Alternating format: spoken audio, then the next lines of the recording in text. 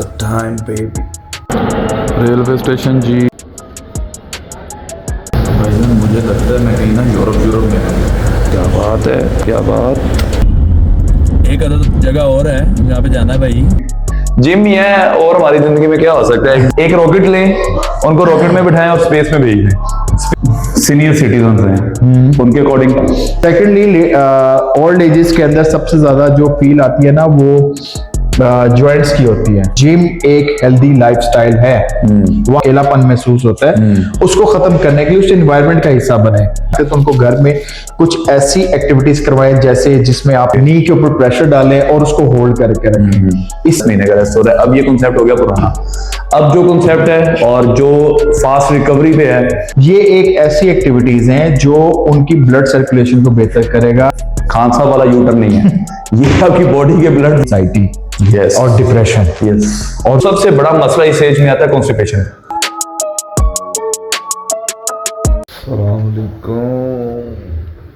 सुते उठ गए आज जी। आए क्या हाल है? ठीक है, उम्मीद है सब खैरियत से होंगे। आज 2-3 काम है जी। उठ गए हैं सुबह। क्या टाइम हो गया? What's the time baby?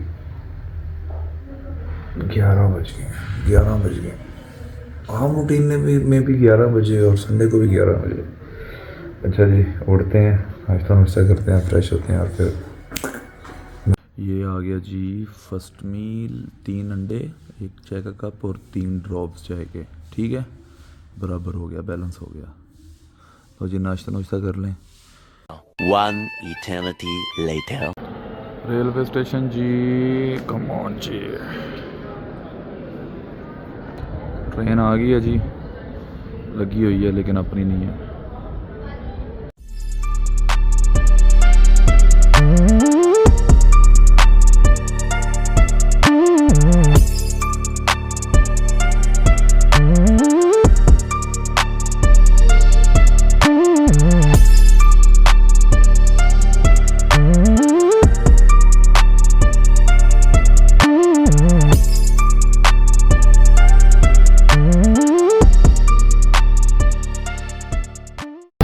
मुझे लगता है मैं कहीं ना यूरोप में हूँ। ये मशरूम है रेलवे के, चेक तो करें यार। मतलब क्या मतलब हैं? ये कहाँ पे यार? This is Pakistan bro. Railway station. क्या बात है, क्या बात। बाबा जी बड़ा फिट बना दिया इन्होंने रेलवे स्टेशन। तो चेक करें यार, ऐसी लुक आ रही है जैसे ना एयरपोर्ट पे आए होते। चेक करो अवाम, चेक तो करें कितना फिट बना हुआ। सुबह से शाम होने को है और यार चेक करो, वेट कर के लगा।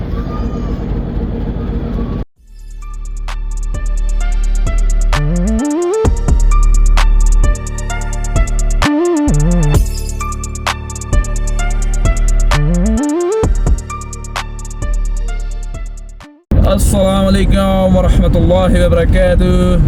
बाबा जी सुबह के निकले हुए हैं और रेलवे स्टेशन खड़े हो के वो इतना लंबा ट्रेन आई नहीं है बाबा जी। अब भाई ट्रेन उसने 2 घंटे पहले इंजन चेंज किया है, लेकिन भाई शशका बनाया हुआ है। स्टेशन बड़े, प्लेटफॉर्म बिल्कुल ऐसे चौकस बाबा जी यूरोप फील दे रहा था प्रॉपर।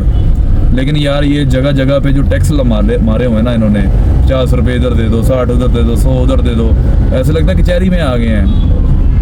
अगली गल नहीं मैं करनी। खैर हो गए जी फ्री। और जहाँ मैं कहीं नहीं जा रहा जी, मेरे कुछ मेहमान आए हुए थे, उन्होंने निकलना था पेशावर, तो उन्होंने ट्रेन की टिकट करवाई हुई थी। और मैंने तो उनको कहा था बाय रोड जाते, मैं छोड़ा था, लेकिन उन्होंने कहा जी नहीं हमने ट्रेन का सफ़र एंजॉय करना। असल में वो कराची से आए हुए थे तो आगे निकलना था। सो अभी एक अदर जगह और है जहाँ पे जाना है भाई। वेला नहीं आया, मुक्कियाँ नहीं, जाना है आज एक और जगह पे। और बड़ी साहब का आज आपको वो एरिया विज़िट करवाना है इंशाल्लाह और उनसे कुछ क्वेश्चन आंसर्स भी होंगे। सो मुलाकात होती है आपको उस जगह पे पहुंचने के बाद।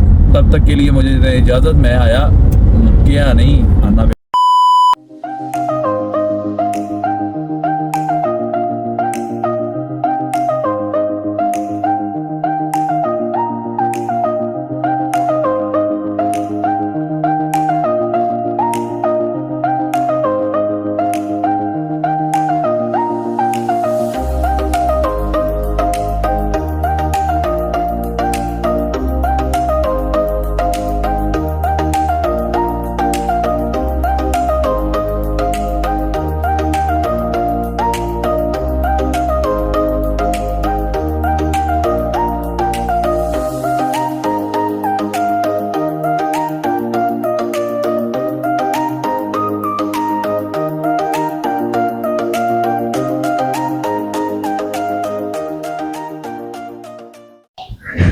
अस्सलाम वालेकुम उस्ताद जी। उस्ताद जी वालेकुम अस्सलाम। आज ते तो पढ़ लिया था ਤੁਹਾਨੂੰ आज तो पढ़ लिया, पकड़ लिया मुझे। सुनाए क्या हाल है? तू सुना। यार आज आपके जिम का विजिट करवाना है। अच्छा नाइस। मैंने अपने अवाम को जो है वो कहा है कि मैं बड़ी साहब का जिम विजिट अच्छा करवाऊंगा। नहीं जरूर जरूर। तो जी अपनी जगह पे पहुंच, जिम ही है और हमारी जिंदगी में क्या हो सकता है, एक जिम से निकलो दूसरे में बढ़ जाओ।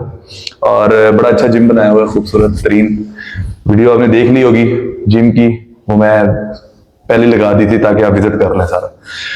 चलते हैं भट्टी साहब की तरफ। जी सर, क्या हाल है? सर इधर आए ना, थोड़ा सा टू मोर भी है ना। अच्छा, two more भी है। नहीं क्या हाल है सर? मैं ठीक हूँ, तू सुना। सर जी आज तो माशाल्लाह क्या बात है। बस लचपन सॉरी ही यार, हुए हैं। मैं आपको लेट कराया। मैं एक मीटिंग में गया था, वहां से भी जस्ट आया ही हूँ। अच्छा जी, मैं आते ही पकड़ लिया। पिछले 2 घंटे से वेट कर रहा हूँ। ये एवं नहीं होता, काम सौखा नहीं है। 2 घंटे से वेट कर रहा हूँ, बड़ी साहब का टाइम मिला बड़ा मुश्किल। बड़ी साहब जरा थोड़े से बिजी आदमी है ना आजकल। आजकल मैं बहुत बिजी हूँ। आजकल संडेज भी फैमिली को कोई टाइम नहीं। बट ठीक है, इनको स्कैन नहीं करना, इसको स्कैन नहीं करना बिल्कुल भी। ये इंस्टाग्राम पे ले जाएगा आपको, ठीक है। जिम पहुंच गए हैं, जिम विजिट कर लिया। अगली गल देखो जी, ये जी GX हॉल, ऑफिस भी है साथ, छोटा छोटा ऑफिस भी है, छोटा छोटा ऑफिस भी छोटे छोटे ऑफिस के साथ। ये जी 2 क्या कहते हैं सर जी इसको, 2 कबर्ड्स हैं। इसके अंदर डॉक्यूमेंटेशन और फाइल्स वगैरह क्लाइंट्स की। ये भट्टी साहब का ऑफिस है। नहीं ऑफिस बन रहा है, ऑफिस बन रहा है। ये तो टेम्परेरी है। हाँ ये टेम्परेरी है। अभी कुछ चीजें हैं जो सेट कर रहे हैं चीजों को।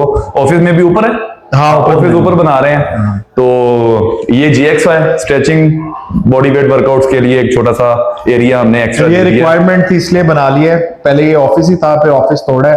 अच्छा, तोड़ के तो अभी ये GX बना लिया है, क्योंकि लेडीज की डिमांड थी, थोड़ा सेपरेट उनको प्राइवेसी चाहिए इसके अंदर। समझ गए, लेडीज को प्राइवेसी चाहिए घरों में भी और बाहर भी। उनको स्पेस दें, एक रॉकेट लें, उनको रॉकेट में बिठाएं और स्पेस में भेज दें। स्पेस दें उनको, ठीक है।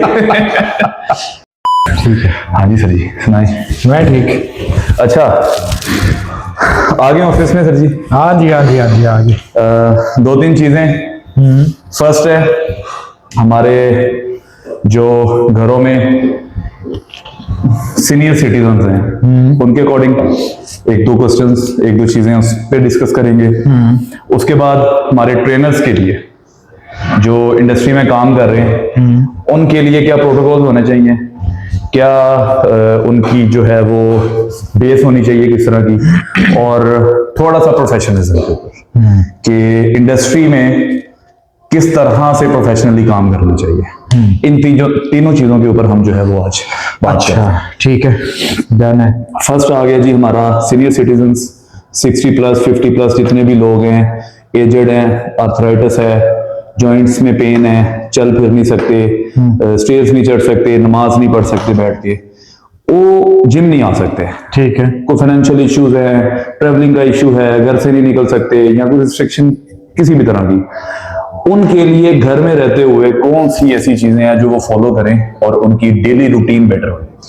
अच्छा, इसमें ना ये तो चीजें हैं बात की, लेकिन सबसे पहले जो कॉमन क्वेश्चन है ना कि सीनियर सिटीजन्स को आप घर में कैसे फिट कर सकते हैं। देखिए, सबसे पहले तो आपने उनका साइकोलॉजिकली उनको चेकआउट करना है कि कहाँ पे वो अपने आप को ये समझ रहे हैं कि हम सीनियर सिटीजन हैं या बुजुर्ग हो चुके हैं। उसकी 2 वजह कि उनको एक प्रॉपर टाइम ना मिलना, ठीक है, उनकी वैल्यूज कंप्लीट ना होना, वो यहाँ से ही सबसे पहले ना डिप्रेस होना शुरू हो जाते हैं कि अब हमारे अंदर वो क्वालिटी नहीं रही, यहाँ वो एनर्जीज नहीं है कि हमसे अब ये चीजें पूछी नहीं जाती। जबकि एशियंस की जो क्वालिटी है वो जैसे आपके पेरेंट्स बुजुर्ग होते हैं ना, थोड़ी एज ज्यादा में होते हैं, तो वो उनको रेस्ट करने पे ज्यादा फोकस करते हैं कि यार इनसे काम ना कराया जाए, इनसे एफर्ट्स ना करवाए जाएं,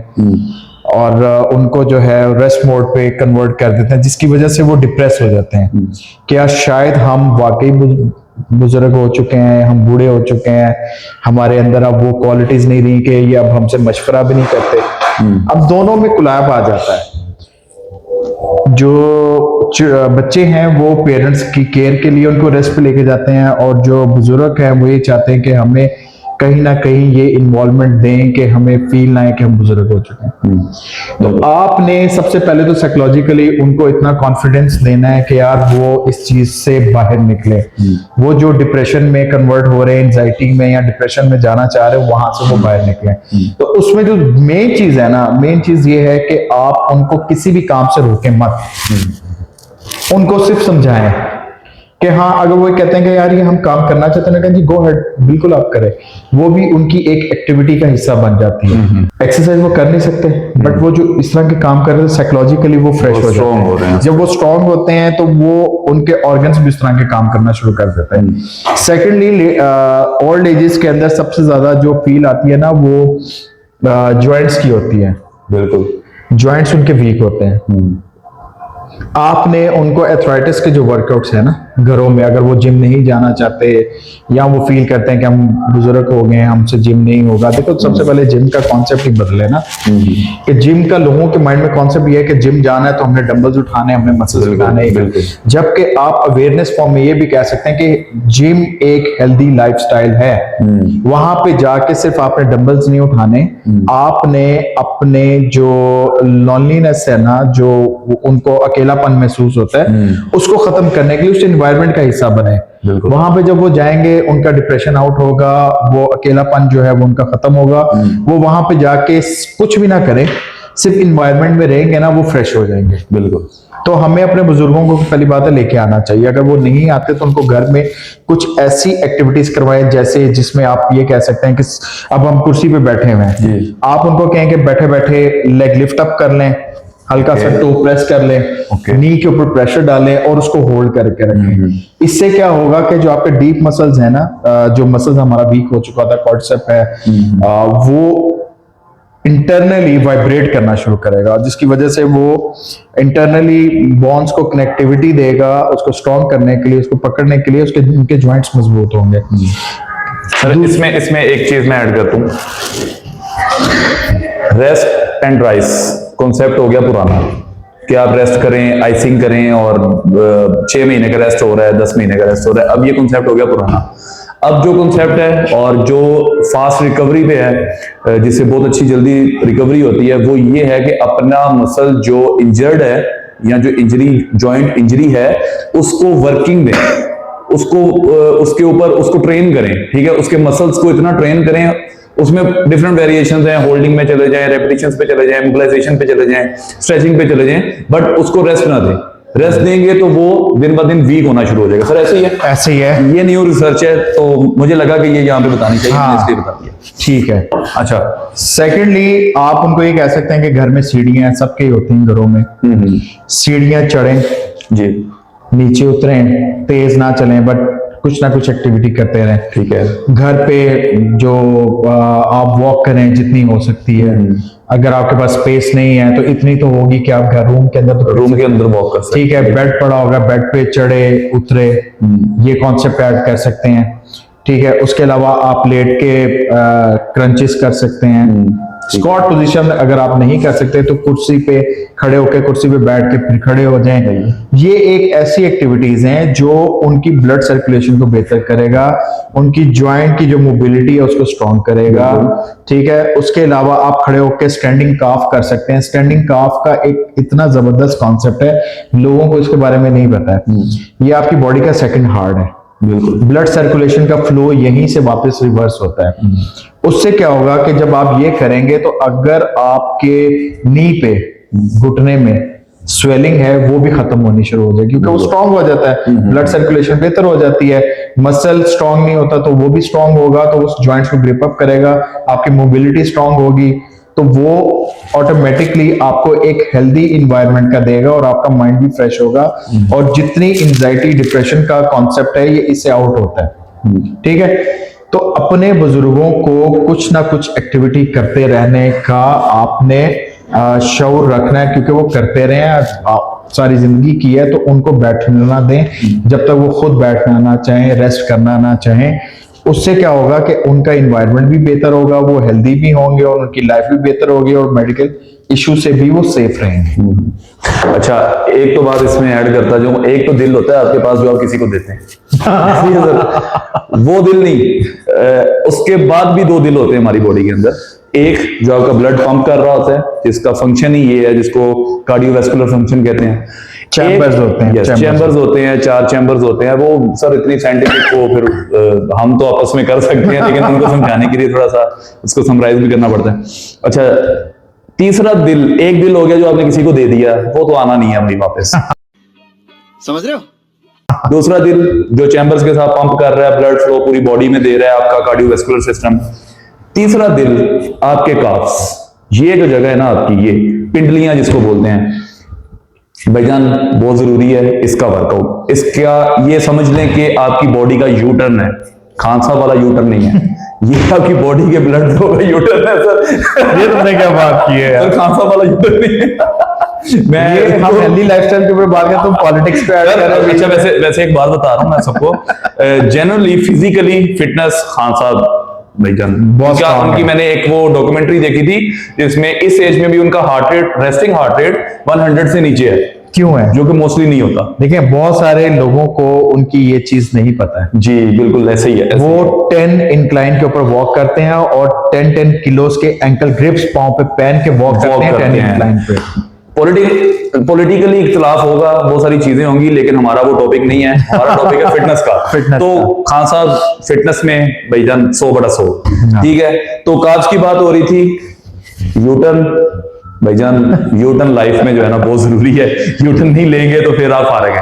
तो यूटर्न से ये होता है कि इसमें सर डिसीजेस भी बहुत सारी आपकी कवर अप हो जाती है। Hypertension, diabetes, cholesterol. देखिए, सबसे पहले जो है ना, देखिए ये तो साइंटिफिकली जो आपको चीजें पता है ना कि आपको क्या कहते हैं, ब्लड प्रेशर हाई हो गया, डायबिटीज हो गई, आपको क्या कहते हैं ना, कैंसर, हार्ट अटैक, ये सारी, यूरिक एसिड, ये सब चीजें बाद की हैं।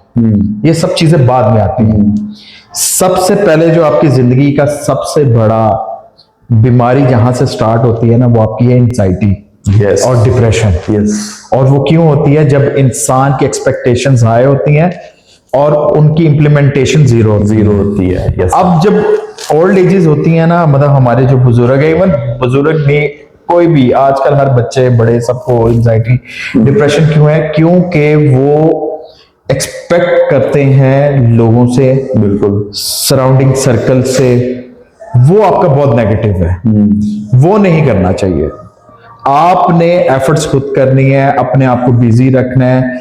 आप जब ये चीजें करेंगे तो आपके पास फ्री रहने का टाइम नहीं होगा और खाली दिमाग शैतान का घर है। 100 वसवसे, 100 नेगेटिविटी वो तो इंसान में आती है। वो तो बड़ी जरूरी है। वो नहीं होंगी तो पॉजिटिविटी को पहचानेंगे कैसे? तो देखें, पॉजिटिविटी के लिए आपने सबसे पहले अपना सराउंडिंग सर्कल जो है वो पॉजिटिव करना। नेगेटिव लोग होते हैं, हर जगह पे होते हैं, आपने उनसे खुद बचना है। और कोई भी चीज अगर आपसे कोई बात कर रहा है तो उसको इग्नोर करना है। आपने कोशिश ये करनी है कि यार मैं क्या कर सकता हूं, जो आपकी एबिलिटी है उसको प्रूफ करें, उसको शो करें, उसको एक रोल मॉडल के तौर पे लेके आए सामने। कल्ली फिटनेस नहीं है, कल्ली फिटनेस नहीं है, ये उस्ताद जी एमी नहीं है, उस्ताद जी एमी नहीं पकड़े मैंने। कल्ली फिटनेस नहीं, अकेली फिटनेस देखें कब तक कर लेंगे? फिटनेस कोई भी करवा सकता, कोई भी कर लेगा, कोई भी करवा लेगा।